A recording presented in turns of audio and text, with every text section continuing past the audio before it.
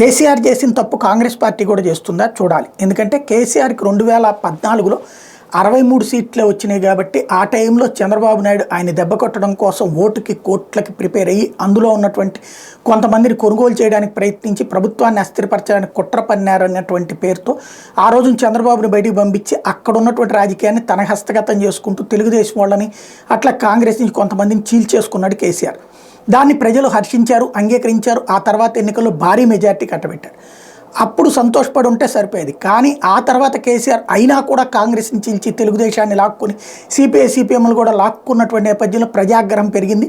దాని ఫలితం అంటే అట్లాంటి అసమగ్ర లేకపోతే అసహ్యకరమైనటువంటి రాజకీయాన్ని తెలంగాణ ప్రజలు అంగీకరించకనే ఓడగొట్టారు. ఇప్పుడు మరి కాంగ్రెస్ పార్టీ తరపున ఉన్నటువంటి కోమటిరెడ్డి రాజగోపాల్ రెడ్డి మొన్న కాంగ్రెస్ తరపున మునుగోడులో రాజీనామా చేసి పోటీ చేసి ఓడిపోయి భారతీయ జనతా పార్టీ తరపున ఆ తర్వాత మళ్ళీ కాంగ్రెస్కి వెళ్ళి మొన్న గెలిచినటువంటి రాజగోపాల్ రెడ్డి బీఆర్ఎస్ నుంచి కొంతమంది ఎమ్మెల్యేలు మాతో టచ్లో ఉన్నారంటున్నారు. ఒకవేళ వాళ్ళని తీసుకొచ్చి చేర్చుకుంటే దానికి ఉన్నటువంటి ఆ ఎథికల్ వాల్యూస్ చివరికి పోతే అప్పుడు ప్రజల్లో కాంగ్రెస్ బీఆర్ఎస్ ఒకటేనన్నటువంటి ఫీలింగ్ వస్తుందని చూసుకుంటే బెటర్.